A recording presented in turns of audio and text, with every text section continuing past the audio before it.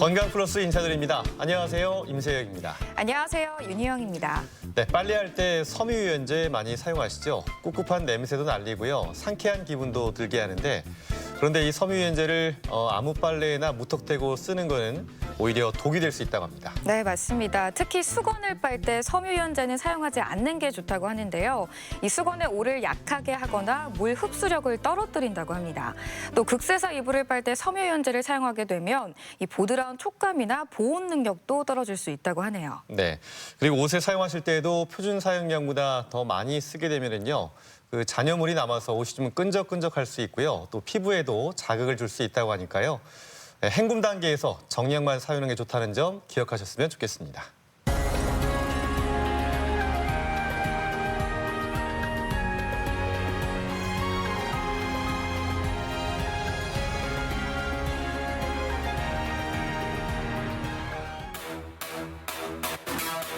국민 통증으로 불리는 두통. 전체 인구의 80%가 통증을 경험할 정도로 두통은 흔한 질환으로 인식돼 있다. 때문에 두통을 치료해야 되는 질환으로 여기기보단 참고 견뎌야 하는 증상으로 생각하는 경우가 많은데 두통의 시그널은 내 몸이 보내는 강력한 이상 신호일 수 있다. 두통은 남녀노소 누구나 겪는 질환인데요. 눈과 귀 사이 윗부분이 불편한 것을 두통이라고 정의하고 있습니다. 크게는 다른 원인이 없는 1차 두통과 다른 원인이 있는 2차 두통으로 나눌 수 있습니다. 스트레스와 과로로 인해 두통을 호소하는 현대인들. 두통을 일으키는 원인만 수백 가지가 넘을 만큼 증상 또한 다양하다. 두통 자체가 질병일 수 있지만 특정 질환에 의한 증상일 가능성이 있어 적절한 진단과 치료가 꼭 필요한데 오늘 TV 주치에서는 몸이 보내는 시그널, 두통에 대해 자세히 알아본다. 우리 몸에 이상이 생기면은 다양한 신호가 나타나죠. 그중에 좀 흔한 통증 중에 하나가 바로 두통이 아닐까 싶어요. 네, 맞습니다. 이 스트레스를 받거나 잠자는 자세가 잘못돼도 두통이 발생하는데요. 그래서 오늘 이 시간엔 원인에 따라서 증상도 다양한 두통에 대해 자세히 살펴보도록 하겠습니다. 네, 오늘 도움 말씀 위해서 을지대학교 병원 신경과의 김재국 교수 나오셨습니다. 교수님 안녕하세요. 안녕하세요. 네, 안녕하세요. 네, 통증을 표현할 때 정말 그 두통만큼 다양한 그 질환도 없는 것 같습니다. 욱신욱신거린다, 네. 뭐 머리가 뭐 지끈하다, 또는 뭐 콕콕 찌른다 이렇게 다양하게 환자들이 표현하는데요. 자, 먼저 그 두통의 정의부터 좀 내려주십시오. 두통은 머리에 통증이 생기는 것을 뜻합니다. 남녀노소 누구나 적어도 한 번쯤은 경험하게 되는 아주 흔한 질환인데요. 네. 증상을 뜻하기도 하고 질환 이름을 뜻하기도 하는 병입니다. 두통을 의학적으로 정의를 내리기 위해서는 눈과 귀를 연결하는 선을 기준으로 설명을 하게 되어 있습니다. 그 선을 안와 웨이도 선이라고 합니다. 보시면 눈과 귀를 연결하는 선이고요. 이쪽 상부에 통증이 생기는 것을 두통이라고 정의를 하고 있고요. 이 선의 아랫부위에 통증이 생기는 것을 안면통이라고 정의를 하고 있습니다. 네. 이렇게 두통이 좀 자주 발생하게 되면 아무래도 뇌에 문제가 있는 건 아닌가 하고 오해하시는 분들도 많으실 것 같은데요. 두통에 대한 오해도 한번 짚어주시면 좋을 것 같습니다. 예, 두통이 머리에 통증이 생기는 걸 뜻한다고 말씀드렸는데요. 두통 자체가 이제 뇌의 구조물의 어떤 이상 때문에 생기는 경우는 굉장히 드물다고 되어 있습니다. 뇌에는 이제 두통처럼 통증을 느끼는 구조물이 굉장히 적은데요. 대표적인 게 뇌막, 뇌를 싸고 있는 막과 그다음에 뇌혈관이 있습니다. 그 밖에 다른 구조물들은 통증을 느낄 수 없기 때문에 두통이 있다고 해서 뇌에 이상이 있다라고 하는 말은 대부분은 확률적으로 굉장히 낮다라고 말씀드릴 수 있겠습니다. 그래서 두통은 99% 정도가 원인이 없다, 즉 어떤 검사를 해도 이상이 없습니다라고 설명을 많이 들으시는데요. 크게 분류를 해보면 1차 두통과 2차 두통으로 나뉠 수 있습니다. 1차 두통은 방금 말씀드린 것처럼 대부분의 두통을 뜻하고요. 검사를 해도 이상은 없지만 두통은 존재하는 그런 질환입니다. 각각에 대해서는 나중에 조금 더 설명드리도록 하겠고요. 우리가 걱정을 하는 2차 두통, 여기 빨간 깃발로 표시한 것처럼 2차 두통 같은 경우는 뇌혈관에 이상이 있거나 혹은 머리 안에 어떤 종양과 같은 덩어리가 있거나 혹은 우리가 감기 몸살처럼 몸에 열나는 감염성 질환이 있어도 두통이 생길 수 있습니다. 이런 경우에는 이제 원인을 찾아서 그 원인을 제거해 주는 게 치료라고 할 수 있겠습니다. 네.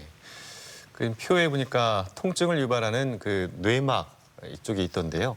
그 뇌막에 대한 구조를 좀 더 자세하게 좀 살펴주십시오. 네. 뇌막은 뇌를 싸고 있는 이제 막을 뜻합니다. 크게는 이제 뇌막이 하는 일을 생각해 보면 뇌에 영양분을 공급해주고 또 혈류를 전달해주는 그런 역할을 하게 됩니다. 뇌를 싸고 있는 막이 바깥쪽부터 해서 경질막, 거미막, 연질막 이렇게 세 가지 층으로 되어 있습니다. 이거는 척수신경까지 쭉 내려가서 이제 머리에서 이제 허리 있는 쪽까지 내려가서 쭉 있는 막들이고요. 경질막은 가장 바깥쪽에 있는 막이고 두 층으로 되어 있고요. 그 사이에 이제 혈관들이 있습니다. 그래서 혈액 공급을 하는데 영향을 조금 준다라고 생각하시면 되겠고, 가운데 있는 거미막이 이제 굉장히 얇은 막인데요. 그 아래에는 뇌척수액이라는 물질들이 존재합니다. 뇌와 척수에 있는 물이라고 생각하시면 되겠고, 쉽게 이야기하면 뇌를 보호해주는 역할을, 완충작용을 하는 역할을 한다고 생각하시면 되겠습니다. 네. 가장 안쪽에 이제 연질막은 이제 뇌와 연접한 부분이고 마찬가지로 혈액 공급에 조금 영향을 준다라고 할 수 있겠습니다. 네. 네. 이렇게 뇌를 둘러싸고 있는 뇌막의 구조까지 한번 살펴봤는데요. 아까 1차 두통과 2차 두통으로 나뉘어진다고 말씀하셨는데 이 2차 두통의 경우에는 원인이 있는 경우, 그러니까 질환이 의심되는 경우라고 말씀을 해주셨는데요. 이 2차 두통을 좀 유발할 수 있는 경우 어떤 것들이 좀 있을까요? 네, 2차 두통은 이제 검사를 해야 되는 경우인데 다음과 같은 경우입니다. 우리가 예전에는 두통이 한 번도 없었는데 처음 생긴 두통, 특히 50대 이후에 처음 생긴 두통의 경우에도 우리가 2차 두통을 생각을 해봐야 되겠고요. 예전에 두통이 있어서 간헐적으로 약을 드시던 분 같은 경우는 이전에 경험하지 못한 새로운 양상의 두통이 생겼을 때 우리가 조금 2차 두통을 생각해봐야 됩니다. 그리고 두통의 경우는 통증이 심해졌다가 좋아졌다가 이렇게 반복될 수 있는데 계속 악화되는 양상의 두통이면 우리가 2차 두통을 생각을 해야 되겠고요. 어떤 신경학적 이상 증상이 동반되는 경우, 예를 들면 의식이 나빠진다든지 팔다리에 마비가 온다든지 혹은 말을 잘 못하신다든지 시야가 좁아진다든지 이런 증상이 동반되는 두통일 경우에도 2차 두통을 의심해봐야 됩니다. 그리고 또 벼락두통이라고 뒤에 설명드리겠지만 갑자기 시작한 터질 듯한 두통이 생겼을 때도 2차 두통을 생각해봐야 되겠고요. 특정한 상황, 즉 운동을 하는 도중에 혹은 기침을 하는 순간에 두통이 유발되거나 혹은 자세 변화에 의해서 두통이 악화되는 경우에도 2차 두통을 의심해야 됩니다. 마지막으로 열이 나거나 체중 감소가 동반되거나 암이나 면역 저하 질환을 갖고 계신 분이 이전에 없던 두통이 생기면 그 원인을 찾는 검사가 필요하다라고 말씀드리겠습니다. 2차 두통을 의심해야 하는 경우 좀 다양하게 살펴봤는데요. 아까 이제 갑자기 시작하는 두통, 벼락두통이라고 네. 표현하셨는데 이 벼락두통부터 먼저 좀 짚어주십시오. 네, 벼락두통은 그 단어에서부터 우리가 생각해 볼 수 있겠습니다. 갑자기 시작되는 게 특징이고요. 두통이 생기면 그 강도, 굉장히 아픈 정도가 심하게 되는데 그 최고 강도에 이르기까지의 그 시간이 1분 이내입니다. 그래서 처음에 머리가 아프다라고 느끼셨는데 엄청 아프다까지 느끼는 그 순간이 굉장히 짧다는 게 특징이 있고요. 그 단어에서도 우리가 유추해 볼 수 있듯이 그 통증의 양상을 환자분에게 설명해 보세요라고 말씀을 드리면 머리가 터질 것 같다 혹은 망치로 한 대 얻어맞은 것 같다, 벼락을 맞는 것 같다라고 표현을 하기 때문에 우리가 벼락두통이라고 설명을 하고 있습니다. 네. 그럼 이 벼락두통을 유발하는 질환을 한번 좀 살펴봐야 될 것 같은데요.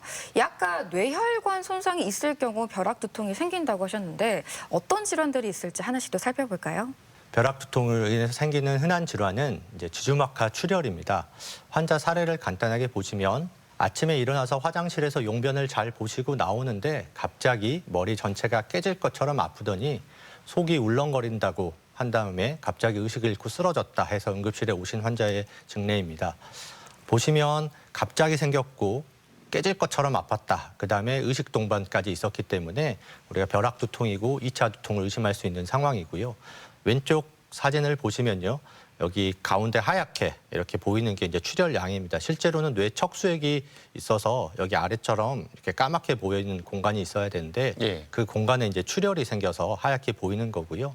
이거는 아까 말씀드린 뇌막 중에서 지주막 하 아래쪽에 출혈이 있어서 지주막 하 출혈이라고 합니다. 예. 그 원인은 오른쪽에 보시면 뇌혈관 사진인데요. 보시면 여기 끝부분에 망치처럼 살짝 튀어나온 이런 구조물이 있습니다. 정상적으로 뇌혈관은 이제 그 혈액이 지나가는 통로에만 있어야 되는데 바깥 부분이 약해서 볼록 튀어나온 거고요. 이런 경우를 뇌동맥류라고 합니다. 예. 그래서 이 뇌동맥류가 파열되게 되면 피가 새서 이렇게 빈 공간에 피가 차는 지주막하 출혈이 생긴 것입니다. 네. 갑자기 의식을 잃고 쓰러지게 되면은 특히 이제 혼자 사는 분들의 경우에는 더욱더 위험할 것 같다는 생각이 드는데요. 자, 이외에도 또 위험한 질환이 어떤 게 있을까요? 네, 벼락 두통의 경우 이제 혈관 질환 중에 이제 혈관이 수축하는 질환이 있습니다. 이름이 조금 어려울 수 있는데요. 가역적 뇌혈관 수축 증후군입니다. 환자 증례를 또 보시면 마찬가지로 집에서 가만히 계시는데 뒤통수 부위를 무언가로 맞은 것처럼 아팠다. 네, 그 통증은 10분 정도 지나서는 완전히 사라졌다라고 하셨고요. 속이 약간 울렁거렸지만 구토를 하지는 않았고 약간 어지러운 느낌이 들었다. 그리고 과거에 이런 양상의 두통을 경험한 적은 없다. 왼쪽 사진을 먼저 보시겠습니다. 보시면 뇌혈관 MRA 사진이시고요. 앞쪽에 전 대뇌동맥, 중 대뇌동맥, 지금 지워졌지만 후 대뇌동맥 이렇게 세 쌍이 있습니다. 보시면 중간중간에 이렇게 움푹 들어간 것처럼 보이는 여러 가지 혈관들이 수축한 사진입니다. 그래서 병 이름이 뇌혈관 수축 증후군이고요. 앞에 가역적이란 말은 돌아올 수 있다는 뜻입니다. 네. 한번 좁아져 있어서 동맥경화처럼 다시 좋아지지는 않고 계속 점점 진행해서 막히는 게 아니고 일시적으로 수축을 했다가 잘 치료를 받으면 돌아올 수 있다는 거고요. 이 치료를 잘한 사진을 보시면 오른쪽 사진을 보시면 전에 이렇게 좁았던 혈관들이 다 이렇게 펴져 있어서 혈관들이 잘 보이는 것을 볼 수 있습니다. 이런 병을 이제 가역적 뇌혈관 수축 증후군이라고 하겠습니다. 네, 이렇게 뇌혈관이 수축하면서 통증이 발생하는 뇌혈관 수축 증후군까지 한번 살펴봤습니다. 자, 그 다음으로는 벼락 두통을 유발하는 질환 가운데서 이 뇌동맥 박리도 있다고 들었는데요. 이건 어떤 질환일까요? 예, 뇌동맥의 이제 박리, 껍질이 벗겨졌다라고 흔하게 생각하시면 되겠습니다. 그림으로 조금 설명드리겠습니다. 뇌혈관이 있으면 혈관 안측에 내막이 있고요. 가운데 근육층이 있고 외막이 있습니다. 그중에서 이제 바깥층까지 다 찢어지면 뇌출혈이 생기는 거고요. 안에 내막만 이렇게 찢어져서 실제로 혈류가 지나가는 공간 이외에 다른 공간이 이렇게 생기는 겁니다. 그래서 이렇게 될 경우에는 다음 사진에서 보시는 것처럼 혈류가 흐르는 길 이외에 다른 길이 생겨서 그쪽에 이제 혈전, 피떡이 생기게 되고 그것들이 점점 부풀어 올라서 실제로 혈류가 가는 길을 좁게 만드는 질환입니다. 그래서 뇌혈관 조영술이라는 검사를 해보면 혈관이 좁아져서 아래쪽에서는 이렇게 넓었던 혈관 내경이 좁아진 사진을 볼 수 있겠고요. 이게 점점 진행해서 혈관을 막아버리는 경우도 있습니다. 그래서 혈류 흐름이 아예 차단된 그런 사진도 볼 수 있겠고 일부는 이 피떡들이 밖으로 점점 더 튀어나와서 동맥류처럼 이렇게 부풀어 오르는 경우도 생길 수 있습니다. 이런 경우를 뇌동맥 박리라고 진단을 하겠습니다. 예. 이렇게 혈관이 좁아지거나 막히면은 이제 자연적으로 회복하는 경우도 간혹 있겠지만 그래도 이제 정상으로 되돌리기 위해서는 치료가 중요할 것 같아요. 골든타임도 있을 것 같고 어떻습니까? 2차 두통 같은 경우는 원인을 찾아야 되는데요. 그중에서도 이제 뇌혈관에 이상이 있는 경우는 그 원인 따라 치료가 달라집니다. 처음에 보여드렸던 지주막하 출혈 같은 경우는 이제 뇌동맥류가 파열이 돼서 생기는 병이기 때문에 뇌동맥류를 제거해주는 수술 또는 시술을 하게 됩니다. 수술은 이제 클립이라는 그 금속 물질로 그 꽈리 부분을 이렇게 막아주는 그런 네. 시술을 하고요. 또 코일 색전술이라고 해서 코일로 그 동맥류를 이렇게 피가 가지 않도록 막아주는 그런 시술을 하게 됩니다. 두 번째로 뇌혈관 수축 증후군 같은 경우는 보통 항혈소판제 약물 치료를 하게 되겠고요. 그 약물 치료를 하면 자연적으로 회복이 됩니다. 물론 약물 치료를 하지 않아도 그냥 자연적으로 혈관이 회복되는 경우도 있겠고요. 세 번째 뇌동맥 박리 같은 경우도 우리가 여기 피부가 일부 벗겨지면 꽉 누르고 지혈하면 좋아지는 것처럼 스스로 좋아질 수도 있고요. 하지만 혈류가 가지 않아야 하는 부분에 이제 피떡이 생기기 때문에 그 피떡들을 제거하는 항혈소판제나 항응고제 같은 약물 치료를 하게 됩니다. 그런데 만약에 이 피떡이 너무 커져서 혈류를 차단하게 되거나 혹은 밖으로 부풀어 올라서 파열의 위험이 생기게 되면 스텐트 시술 같은 추가적인 시술이 필요하기도 합니다. 대전 MBC 건강플러스 오늘은 두통에 대해 알아보고 있는데요. 이번에는 병원에 직접 찾아가 환자들을 만나보고 진단 방법과 치료법에 대해 살펴보겠습니다. 화면으로 만나보시죠. 현대인의 고질병 중 하나인 두통. 최근 두통으로 병원을 찾는 환자 수가 급증하고 있다. 심평원에 따르면 만 10세 이전을 제외한 전 연령대에서 남성보다 여성 두통 환자의 비율이 높게 나타났고 10대 청소년기 환자도 10만 명에 가까운 것으로 조사됐다. 대부분은 기질적인 원인 질환이 없는 1차 두통으로 파악되고 있다. 어디가 불편해서 오셨어요? 이제 두통이 있는데 진통제를 먹어도 별로 효과가 없는 것 같아가지고 이렇게 방문하게 됐습니다. 두통의 양상에 대해서 설명해 주실 수 있을까요? 보통 이렇게 옆쪽이나 앞쪽이 좀 조이는 듯한 느낌으로 지속적으로 이렇게 아픕니다. 이번에는 두통의 강도에 대해서 설명해 주시는데요. 여기 숫자로 된 거 표시 좀 해주시겠습니까? 두통의 강도가 조금 심한 거에서 조금 더 아픈 것 같습니다. 스트레스나 과로, 피로, 심리적 문제 등으로 가장 흔하게 발생하는 두통이 바로 긴장형 두통이다. 또 머리가 울리거나 깨질 것 같은 느낌의 편두통, 일정 기간 반복되는 군발 두통 등이 특정 원인에 기인하지 않는 1차 두통에 해당한다. 이 환자는 우측 머리가 지끈거리는 짓누르는 양상의 두통을 호소하셨고 다른 동반 증상은 없었습니다. 따라서 1차 원발 두통 중 긴장형 두통에 해당될 것 같고 이럴 경우에는 특별한 검사보다는 두통의 유발 요인들, 근육의 긴장 여부를 풀어준다든지 스트레스 요인을 줄여주는 게 첫 번째 치료라고 말씀드릴 수 있겠습니다. 긴장형 두통은 중증도 이하의 압박성, 비박동성 두통이 나타나는 경우가 많고 적절한 약물 치료로 호전될 수 있다. 또한 영상 검사상 특이 소견은 없지만 환자에게 통증이 있고 일상생활이 불편한 만큼 적극적인 치료가 필요하다. 특히 2차 두통의 가능성이 의심될 경우 보다 빠른 진단을 위해 정밀 영상 검사가 필수다. 그동안 한 달에 두통이 몇 번 정도 있었을까요? 일주일에 한두 번 정도 겪은 것 같아요. 한 달에 매주 한 번 정도 두통이 있으셨다고 하는데 그때마다 약을 드셨나요? 그리고 약이 효과가 있었나요? 처방해 주신 4번 다 먹었고요. 먹고 나면 1시간 이내로 좋아지는 것 같아요. 최근에 스트레스 받거나 뭐 평소와 다른 게 있나요? 아니요, 딱히 스트레스는 안 받았어요. 아, 그러면 잠은 잘 주무세요?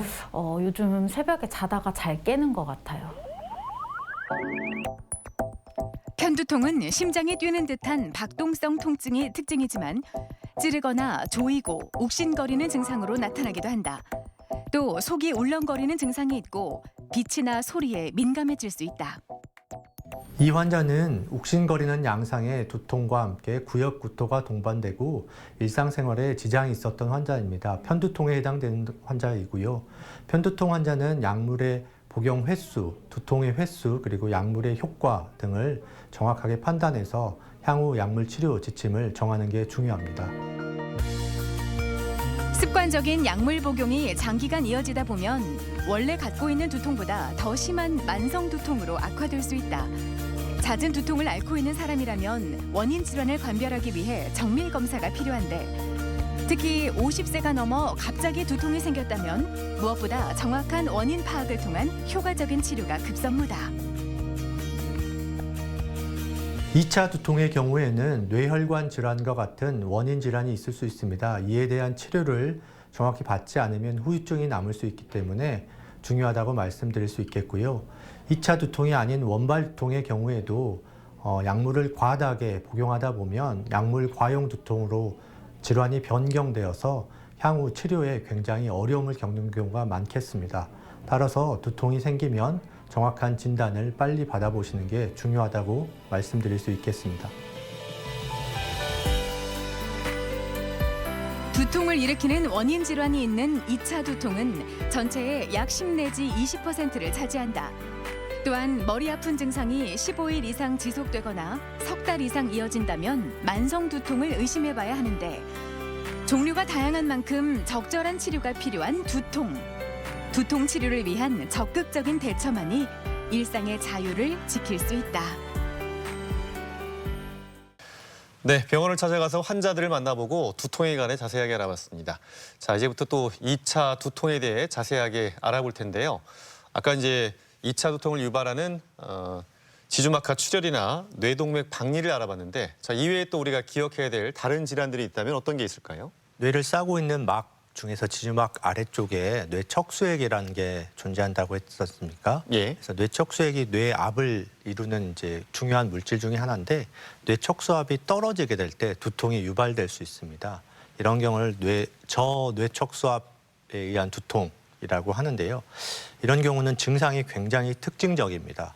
환자분이 이제 아침에 일어나서 두통이 생기고 그것 때문에 속도 울렁거리고 어지럽기도 하고 때론 구토를 할 수도 있고 여러 가지 양상의 통증이 생기는데 가장 큰 특징은 일어서거나 앉으면 수초 이내에 두통이 악화된다는 것입니다. 즉 자세 변화에 의해서 두통이 악화된다는 게 굉장히 큰 특징이고요. 눕기만 하면 거짓말처럼 이런 두통이 완전히 사라집니다. 그래서 또 누워서 괜찮으니까 또 일상생활하려고 일어나면 한 1, 2분 내에 갑자기 다시 두통이 심해지고요. 그래서 두통이 생기는 것 때문에 이제 움직일 수 없고 누워만 계실 수 있는 이런 두통이라고 할 수 있겠습니다. 네. 그럼 이 전외 척수압의 경우 영상 검사도 한번 시행을 해볼 것 같은데요. 영상 소견으로는 또 어떤 특징이 좀 있을까요? 뇌 척수액이 이제 새는 게 있는지 실제로 척수압이 떨어져서 뇌가 어떤 위치가 바뀌는 게 있는지 확인하는 검사들을 하게 되겠습니다. 처음 사진은 뇌 MRI 사진이고요. 바깥쪽에 이렇게 하얗게 이제 물이 차는 경우가 있습니다. 그래서 척수액이 이제 빠져가는 그 빈 공간에 다른 물이 차는 이런 게 보일 수 있고요. 보시면 척수압이 떨어지니까 뇌가 뇌 척수액 위에 떠 있다라고 생각하시면 되는데 물이 빠지니까 뇌 자체가 아래쪽으로 내려가는 소견입니다. 그래서 이 기준선 아래로 손해나 뇌간 부위가 보이면 안 되는데 이제 아래쪽으로 내려간 소견이고요. 다음 사진은 이제 척수 MRI 사진입니다. 그래서 뇌 척수액을 이렇게 하얗게 조영제를 사용해서 눈으로 볼 수 있게 사진으로 표현했는데 척수액이 바깥쪽으로 새는 것들이 이제 보이는 사진입니다. 이를 통해서 척수의 어떤 부위에 문제가 생겨서 척수액이 새고 있구나 이렇게 확인할 수도 있겠고요. 때로는 이렇게 새는 부위가 없이 생기는 그런 경우도 있겠습니다. 네. 일어서거나 앉으면은 이제 두통이 심해지고 누우면은 호전이 된다. 이게 바로 전외 척수압이라고 하셨는데 그러면 전외 척수압은 어떻게 치료가 가능할까요? 뇌 척수액이 새게 돼서 척수압이 떨어지게 되는 경우는 새는 위치를 확인하는 게 1번일 텐데요.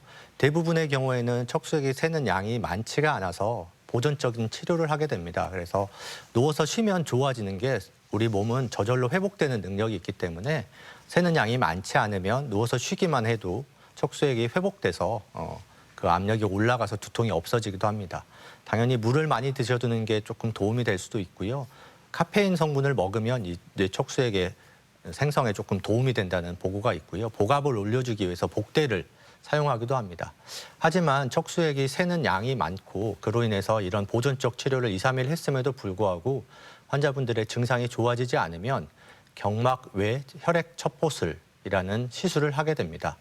그림으로 보여드릴게요. 그림에서 보시면 이제 여기 자신의 혈액을 뽑아가지고 이 경막의 공간에 바늘을 꽂아서 그 혈액을 이제 넣어주는 겁니다. 그러면 이 부위에 새고 있다고 하면 혈액이 흘러서 쉽게 말하면 피떡이 돼서 그 공간을 메워주는 시술이라고 하실 수 있겠고요.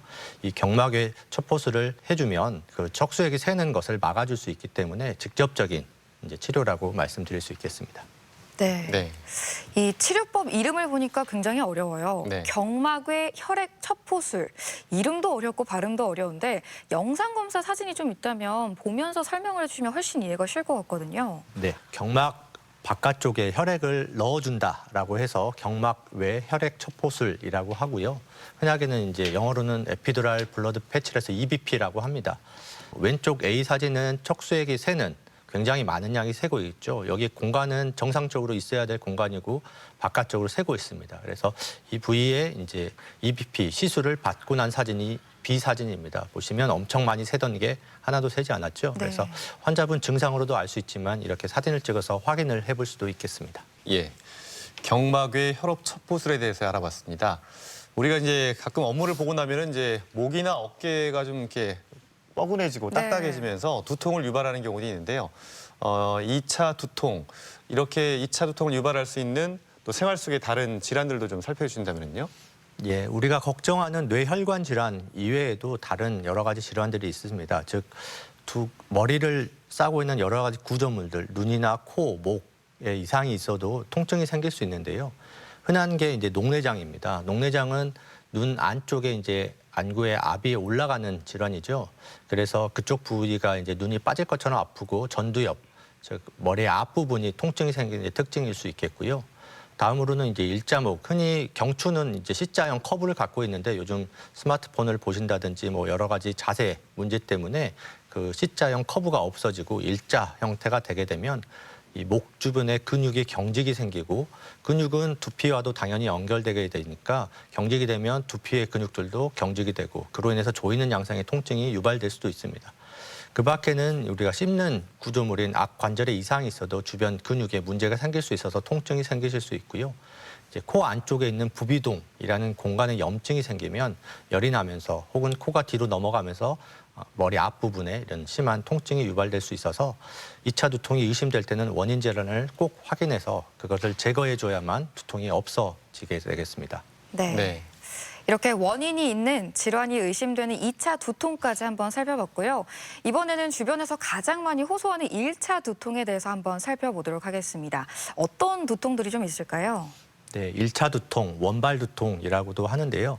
말씀드린 것처럼 다른 원인이 없습니다. 그래서 여러 가지 검사를 해도 이상은 없는데 나는 머리가 아프다라고 해서 환자분은 굉장히 힘들어하는데 주변 사람들, 보호자분들이나 친구분들은 엄살이 아니야? 라고 이렇게 좀 오해를 하기도 하는데요. 여러 가지 이제 질환 중에서 가장 흔한 원발 두통에 대해서 간단하게 그림을 보면서 제가 설명드리도록 하겠습니다. 많이 들어보셨을 텐데 편두통이라고 합니다. 그래서 한쪽 면만 아프다 그래서 편두통이라고 생각하시는데 꼭 그렇지는 않고요. 보시면 지속 시간이 수시간에서 이상 지속되는 거고요. 통증의 강도는 여기 날씨 그림을 보시면 다른 거에 비해서 어느 중간 이상 정도의 강도가 있다라고 알 수 있고, 그다음에 동반되는 증상이 있습니다. 그래서 흔하게 구역구토를 동반하기도 하고요. 이제 소리공포증이나 빛공포증도 생길 수 있고, 눈이 충혈되거나 눈이 빠질 것처럼 아프기도 합니다. 두 번째로는 더 흔한 이제 긴장형 두통입니다. 근육이 긴장해서 생긴다고 해서 근육성 두통이라고도 이야기하고요. 부위는 전체적으로 다 아플 수 있습니다. 그런데 이건 이제 며칠, 한 달 중에 며칠은 아프고 며칠은 안 아프고 이런 형태로 나타나게 되겠고요. 대부분의 긴장형 두통은 강도가 심하지가 않습니다. 그래서 일상생활에 크게 지장은 없고요. 동반 증상이 크게는 없는 경우가 대부분입니다. 세 번째로는 이제 3차 자율신경 두통 중에 가장 대표적인 군발 두통인데요. 이거는 특정한 한쪽의 눈 주변으로 극심한 통증입니다. 다행인 거는 지속 시간이 이제 굉장히 짧습니다. 수초에서 수분, 뭐 길어도 뭐 1시간 반, 2시간 이상은 지속되지 않는 게 특징이고요. 하지만 그 기간 동안에 통증의 강도는 너무 심해서 환자분들은 죽고 싶다라고 표현할 정도로 심한 강도이고요. 구역구토나 소리공포증, 빛공포증을 동반하지는 않지만 눈 주변이 빨갛게 되고 눈이 이제 충혈이 된다든지 그다음에 눈물과 콧물이 늘 동반되는 게 이 두통의 특징이라고 말씀드릴 수 있겠습니다. 네. 원발 두통들의 특징을 좀 알아봤는데요. 편두통에 있는 분들은 이제 조짐이 있다고 하더라고요. 네. 아, 이거 좀 상태가 좀 안 좋아지겠구나 이런 느낌이 있다고 하는데 먼저 좀 편두통을 좀 자세하게 좀 살펴주십시오. 예, 편두통은 원발 두통 중에서 일상생활에 가장 지장을 주는 굉장히 불편한 두통인데요. 정의상으로는 이제 두통의 지속 시간이 4시간에서 72시간 정도 지속이 돼야 되고요. 여러 가지 특징을 가진 두통이 이제 반복적으로 생깁니다. 그래서 한 번 있고 없어지는 게 아니라 늘 생활 중에 생기기 때문에 그걸로 인해서 일상생활도 지장을 받고요. 그래서 조금 문제가 되는 두통이고요. 이름에서 아는 것처럼 편두통, 한쪽만 생기는 경우가 대부분이긴 한데 한 30~40%에서는 양측성으로 생기기도 하고요. 이게 혈관성 두통이기 때문에 박동성, 꼭 심장이 뛰는 것처럼 일정하게 쿡쿡 쑤시는 양상의 통증이 생깁니다. 네. 그 강도가 심해서 일상생활에 지장을 주는데 지장을 준다는 걸 어떻게 할 수 있냐면 우리가 일하다가 뭐 조퇴를 해야 된다든지 혹은 학창 시절에 이제 수업 시간에 수업을 잘 못 듣는다든지 이런 일이 생길 수 있고요. 움직임에 의해 악화가 됩니다. 가만히 쉬게 되고요. 또 그다음에 구역구토를 동반할 경우가 흔하고 이제 빛공포증과 소리공포증은 이 편두통 환자들이 뇌가 예민해지기 때문에 빛 자극과 소리 자극에 굉장히 이제 힘들어합니다. 그래서 사람들이 많은 곳, 시끄러운 곳, 밝은 곳에 가면 두통이 심해지기 때문에 환자분들은 보통 머리가 아프면 집에 들어와서 이불 덮고 한숨 자야 된다. 약 먹고 자고 일하면 좋아진다. 이렇게 이야기를 하십니다. 조금 전에 말씀하신 조짐 같은 경우는 시각적으로 나타나는 경우도 있고 이제 감각 중에서 이제 어떤 손이나 팔다리에 느낌이 이상해지는 양상으로 나올 수 있는데 시각적 조짐이 제일 흔하고요. 시각적 조짐은 여기 사진에서 보시는 것처럼 일부분이 하얗게 번쩍번쩍하게 보이기도 하고 잘 안 보이기도 하고 이런 조짐이 생긴 후에 1시간 이내에 이런 심한 두통이 유발되는 게 특징입니다. 네. 그리고 이 편두통을 경험하는 사람 가운데 뇌졸중 발병 위험이 높다 이런 이야기도 있거든요. 이거는 어떤 내용일까요? 편두통은 조금 전에 말씀드린 조짐이 동반되는 두통이 있고요. 조짐이 없는 편두통도 있습니다. 사실은 조짐이 없는 편두통이 조금 더 흔하긴 하고요. 뇌졸중과 관련된 위험은 조짐이 있는 편두통 환자들에서 이렇게 담배를 피우시게 되면 이제 이런 뇌졸중 발병 위험이 높아진다고 합니다. 즉 본인이 두통이 생기기 전에 이런 시각 전조가 생기고 두통이 생기는데 그 두통이 편두통이 맞다라고 하면 담배를 피우시는 거는 극히 삼가셔야 되겠고요. 실제로 제 환자 보시면 이제 20대 중반의 여대생이었습니다. 환자분이 이런 조짐이 있는 편두통 환자였는데 뇌졸중이 생겨서 뒤로 가는 후대뇌동맥 하나가 이렇게 문제가 생겨서 시각 증상, 한쪽 시야가 이제 어두워지는 그런 뇌졸중 증상이 생겼던 적도 있기 때문에 조짐이 있는 편두통 환자들은 흡연까지 하면 그 발병 위험이 굉장히 높아진다라고 기억하시면 좋겠습니다. 네. 이 편두통이 자주 오게 되면은 뭐 삶의 질이 상당히 떨어질 것 같다 네. 이런 생각이 드네요. 편두통은 어떻게 치료할까요? 편두통은 약물 치료가 우선입니다. 두통 아프니까 약을 먹어야 된다 당연한 이야기라고 생각하실 수 있겠는데요. 편두통은 뇌가 이제 기능적으로 변화를 하는 질환입니다. 그래서 그림으로 제가 조금 보여드릴게요.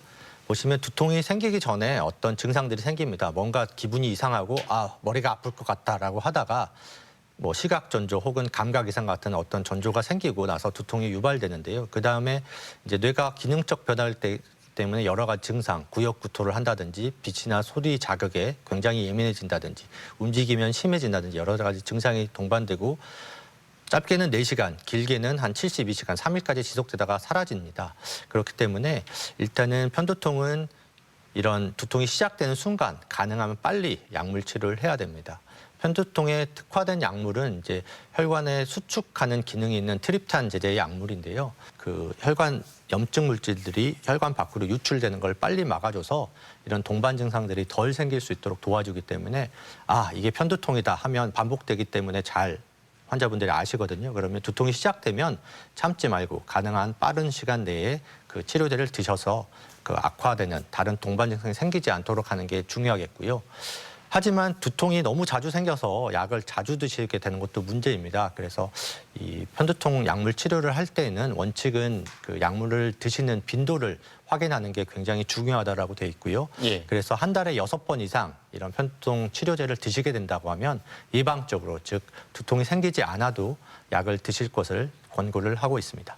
네. 이 타이밍을 놓치면 치료 효과가 떨어진다고 하니까요. 증상이 나타나면 빨리 병원을 찾아보시는 게 가장 좋을 것 같습니다.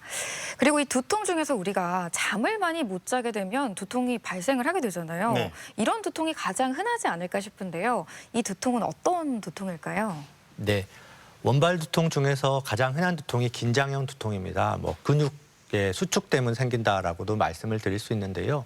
흔하게 잠을 못 자면 아무래도 밤새 우리가 쉬어줘야 되는 근육들이 더 경직이 되게 되겠고 특히 목이나 어깨 부분이 많이 뭉치게 돼서 이제 두피와 연결돼 있기 때문에 그 근육이 조이는 양상의 통증이 생깁니다. 긴장형 두통은 짧게는 뭐 30분 혹은 조금 더 오래 갈 수도 있고 뭐 일주일까지 갈 수도 있는데 이런 두통이 한 달에 여러 번 자주 생기는 거고요. 이게 한쪽만 생길 수도 있고 양측이 생길 수도 있고 뭐 조이는 느낌, 압박하는 느낌 여러 가지 양상을 표현하는데 특징은 편두통하고 대비했을 때 일상생활에 크게 영향을 주지는 않습니다. 즉 참고 뭘 할 수 있다는 거죠. 일하다가 머리가 아파서 그냥 약 하나 먹고 일을 하거나 혹은 약을 먹지 않아도 퇴근하는 시간까지 참고 견딜 수 있다는 게 특징이 되겠고요. 그래서 보통 이제 치료할 때 흔히 이야기하는 소염 진통제, 근위안제 같은 약제를 쓰기도 하지만 목이나 어깨 주변을 마사지해주고 혹은 따뜻한 걸로 찜질해주는 이런 치료도 같이 하고 있습니다. 네. 이 편두통이나 긴장형 두통 이외에도 또 잘 생길 수 있는 1차 두통에는 또 어떤 게 있을까요? 네, 3차 자율 두통이라는 게 있습니다. 이름이 조금 어려운데요. 뇌신경은 크게 12개가 있습니다. 그중에 5번째가 3차 신경이라고 하는데 3차 신경이 자극되게 되면 이렇게 두통이 생기는 건데요. 특별한 원인이 없어서 생길 수도 있기 때문에 3차 자율 두통이라는 이야기를 하고 있겠고요. 앞에서 말씀드린 것처럼 편측성, 즉 한쪽만 아픈 게 굉장히 특징입니다. 그중에 가장 흔한 두통은 군발 두통, 군집 두통이라고 하는데 네. 군발 두통에 대해서는 이제 환자분들은 이렇게 아프더니 차라리 죽는 게 나을 것 같아요. 그다음에 매년 특정 시간대에 아픕니다. 그리고 자다가 아파서 깨기도 합니다라고 돼 있고 여기 그림에서 보시는 것처럼 환자분들이 어떻게 표현하냐면 눈을 파내고 싶습니다라고 이야기할 정도로 통증의 강도가 굉장히 심하다고 돼 있고요. 하지만 한 번 생기면 이게 짧게는 3, 4주, 길게는 2, 3달 가기 때문에 그 기간 동안에 이런 심한 두통을 줄이기 위한 약물 치료를 같이 하고 있습니다. 예, 아무래도 모든 치료가 그렇겠지만 특히 두통 치료의 경우에는 환자와 의료진 간의 소통도 중요할 것 같고요. 또 증상의 패턴을 지켜보는 것도 중요할 것 같은데요. 이 두통 치료의 성패 요인이 있다면 어떤 것들이 있을까요? 네, 통증을 잡는 게 참 쉽지는 않는 것 같습니다. 두통을 치료하다 보면 치료가 굉장히 잘 되시는 분도 있지만 잘 안 되는 분들도 있습니다. 그래서 환자분과 의료진이 잘 의사소통을 하고 거기에 대해서 이제 치료 목표를 잘 설정하는 게 중요할 것 같습니다. 환자분들은 내가 어떨 때 두통이 생기는지 유발 요인을 조금 찾아보시는 것도 좋겠고요. 생활 습관을 조금 교정하는 것도 좋겠고 또 처방받은 약물을 규칙적으로 드시는 게 좋겠습니다. 왜냐하면 보통 진료를 하고 약을 한 번에 처방해서 효과를 보면 제일 좋겠지만 그런 이상적인 경우가 그렇게 많지는 않은 것 같습니다. 그래서 환자분이 약을 한번 먹어보고 두통이 좋아지지 않으니까 그럼 또 다른 병원에 가봐야지 이렇게 하시는 것보다는 약을 어느 정도 기간 내에 충분히 드셔보시고 그게 효과가 있으면 어느 정도 있었고 없었는지 확인해 보는 게 중요하겠고요. 환자분이 이런 스트레스 받는 것도 조금 줄이는 것도 도움이 되겠습니다. 의료진이 할 일은 이제 두통을 정확하게 진단하는 거겠죠. 그래서 분류를 잘 해가지고 필요한 검사를 하고 정확하게 진단하면 치료를 하는 것도 중요한데 환자분을 잘 함께 치료를 동반해서 끌고 가는 것도 중요한 것 같습니다. 그래서 치료 목표를 정확하게 설정해서 우리가 약을 쓰는 거는 이런 증상을 줄이기 위해서 쓰는 거고 그래서 얼마만큼 치료가 되는 걸 목표로 하는 거다라는 걸 잘 설명해서 환자분들이 약을 먹고 진료를 잘 따라올 수 있도록 이렇게 할 수 있는 게 중요하겠습니다. 이렇게 두통에 대해서 좀 살펴봤는데요. 두통, 이것만은 기억하자 정리를 한번 해주시죠. 방금 말씀드린 것처럼 두통은 병력 청취, 그 두통의 양상에 대해서 기록하는 게 굉장히 중요합니다. 그래서 두통이 생기면 꼭 기록을 하셨으면 좋겠습니다. 그래서 어느 부위가 아팠는지, 강도는 어떻겠는지, 그리고 얼마나 지속되었는지, 그리고 두통이 있을 때 동반되는 증상은 뭐가 있는지, 어떨 때 더 심하게 아픈지, 어떨 때 조금 좋아지는지, 약을 먹었을 때 효과가 있는지를 기록하시면 가장 좋겠고요. 요즘에는 이제 스마트폰을 사용하시기 때문에 어플리케이션이 있습니다. 저희 대한두통학회에서 두통일기라는 어플을 만들었거든요. 그래서 설치를 하게 되면 이제 두통 일수를 날짜를 입력할 수 있고 시작 시간과 끝나는 시간을 입력해서 지속 시간도 알 수 있습니다. 강도도 쓸 수 있고요. 동반되는 증상도 입력할 수 있어서 편하게 기록을 하실 수 있습니다. 혹 스마트폰이 어려우신 분들은 그냥 일기처럼 쓰셔도 좋겠고요. 두 번째로는 이제 2차 두통을 의심해야 되는 경우를 잘 기억했으면 좋겠습니다. 이전에 없던 굉장히 심한 두통이 생겼다. 그러면 병원에 가야 된다라고 알고 계시면 좋겠고 두통 더하기 다른 증상이 있을 때 구역구토가 동반되거나 혹은 특정 상황에서 유발되는 두통인 경우 그다음에 어떤 자세를 위해서 더 악화되는 두통일 경우에는 원인을 꼭 찾기 위해서 병원에 가서 진료를 보시는 게 좋겠습니다. 네.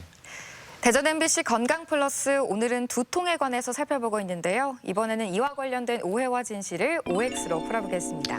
편두통약은 통증이 심해진 다음에 참다가 먹는 게 좋다. 이건 O일까요, X일까요? 다들 아시겠지만 X입니다. 편두통은 염증 물질이 뇌의 기능 변화를 일으켜서 여러 가지 증상을 일으키기 때문에 통증이 생기면 가능한 빨리 약을 먹어서 그 염증 물질이 더 이상 나오지 않도록 하는 치료를 하는 게 중요하기 때문에 생기면 빨리 먹는 게 효과에 아주 도움이 되겠습니다.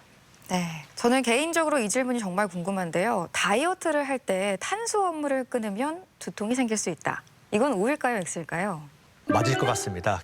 이제 탄수화물을 끊으면 몸 자체에 케톤체가 많이 생성된다고 하거든요. 케톤체가 많이 생성되면 염증 반응도 많이 생길 수 있고 여러 가지 변화 때문에 통증에도 훨씬 예민해질 수 있다고 합니다. 우리 보통 배고프면 조금 신경질도 쉽게 나고 네, 짜증나죠. 이런 것처럼 통증에 대해서도 우리가 느끼는 감각이기 때문에 케톤체가 많이 지면서 염증 물질도 잘 생기고 그로 인해서 두통이 생길 수 있어서 과도하게 탄수화물을 끊으면 두통이 생길 수도 있을 것 같습니다.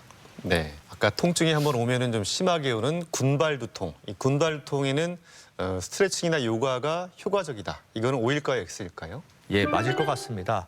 통증이라는 게 어떤 한 가지 원인 때문에 생기는 건 아닌 것 같습니다. 즉 머리를 싸고 있는 주변의 근육들, 어깨, 목의 근육들에 문제가 생기면 당연히 통증에 훨씬 예민해지고요. 그로 인해서 자극이 되니까 두통이 유발될 수 있기 때문에 평소에 생활 습관을 굉장히 좋게 하는 거, 바른 자세를 갖고 가능하면 스마트폰을 조금 멀리 하시고 이런 것들이 다른 두통을 유발하는데 이제 조금 줄일 수 있는 한 가지 방법일 수 있겠습니다. 네. 네. 이렇게 두통에 관한 오해와 진실을 OX로 풀어봤고요. 계속해서 시청자 여러분의 궁금증 풀어보도록 하겠습니다. 카페인과 술을 끊었더니 두통이 생겼다는 사람들이 있는데요. 정말 술과 커피를 끊으면 두통이 생길 수 있나요? 정말 커피를 매일 드시는 분들은 하루에 그 커피 안 드시면은 막 머리가 아프다. 네. 이런 분들 많이 계시거든요. 술과 커피를 끊으면은 두통이 생길 수 있는지 궁금해하셨습니다. 커피에는 카페인 성분이 분명히 들어가 있어서 카페인의 혈중 농도가 떨어지면서 두통이 이제 느껴지는 겁니다. 사실은 그래서 이제 커피를 매일 5잔을 먹었는데 갑자기 안 먹었다라고 하면 평소에 비해서 혈중 농도가 떨어지기 때문에 두통이 유발되는 거고요.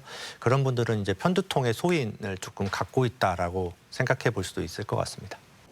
편두통이 가끔 있는데요. 편두통을 약 먹지 않고 치료할 수 있는 방법은 없나요? 아무래도 약을 좀 피하고 싶은 것 같은데 편두통 약을 먹지 않고 치료할 수 있는 방법이 있을까요? 대부분의 편두통 환자분들은 일상생활에 지장이 있기 때문에 약을 안 먹기는 조금 쉽지는 않은 것 같습니다. 하지만 횟수를 최소화하기 위해서 유발 요인을 찾는 게 1번일 것 같습니다. 그래서 생활 습관을 일정하게 하는 거, 예를 들면 수면 위생을 굉장히 잘 관리하신다든지, 그다음에 아까 말씀드린 것처럼 유발 요인이 되는 여러 가지 음식들, 그런 거를 찾아서 그거를 먼저 조금 피해 주시면 가능한 그 두통의 발병 횟수를 줄일 수 있어서 약을 먹는 횟수를 줄일 수 있을 것 같고요. 아까 말씀드렸던 요가나 스트레칭 같은 어깨나 목 주변의 근육을 잘 이완시켜주면 그런 통증 자극에 대해서 예민해진 걸 조금 줄일 수 있기 때문에 약 먹는 횟수를 줄일 수 있는데 조금 도움이 될 수 있을 것 같습니다. 이 끝으로 두통에 대해서 꼭 기억해야 할 점, 핵심을 한마디로 요약해 주시면 좋을 것 같은데요. 두통은 네모다. 이 네모원을 좀 세워주신다면요. 네, 두통은 굉장히 통증이라서 흔하게 느끼는 증상이라고만 생각하시는데 두통은 병입니다. 질환입니다. 병이란 걸 꼭 기억하시고요. 병이란 거는 우리가 원인을 찾아줘야 되는 경우가 1번일 것 같고 그 원인을 치료해 주지 않으면 없어지지는 않습니다. 물론 대부분의 두통이 원발 두통이라서 원인이 없는 경우도 많지만 정확하게 진단을 해서 그 치료 방법을 알고 있어야지 일상생활에 지장이 없고 그로 인해서 삶의 질이 좋아질 것 같습니다. 그래서 두통은 병이라는 거 기억하셨으면 좋겠습니다. 네, 대전 MC 건강 플러스 오늘은 두통에 관해 자세하게 알아봤습니다. 지금까지 도움 말씀의 신경과 김재국 교수였습니다. 오늘 말씀 감사합니다. 고맙습니다. 감사합니다. 네, 오늘 보신 것처럼 두통은요, 원인도 다양하고 증상도 다양합니다. 워낙 흔하게 생길 수 있는 질환이기 때문에 대수롭지 않게 생각하지 마시고요. 필요하다면은 이제 꼭 진단을 한번 받아보시고 또 필요하면은 치료를 받아야 되겠습니다. 네, 이 증상을 완화하려고 먹는 약이 오히려 두통을 유발할 수도 있다고 하니까요. 올바른 치료와 함께 생활 습관도 개선해 보시면 좋을 것 같습니다. 네, 건강 플러스 저희가 준비한 내용은 여기까지입니다. 건강한 한 주 보내시고요. 다음 주에 다시 인사드리겠습니다. 함께해 주신 여러분 고맙습니다.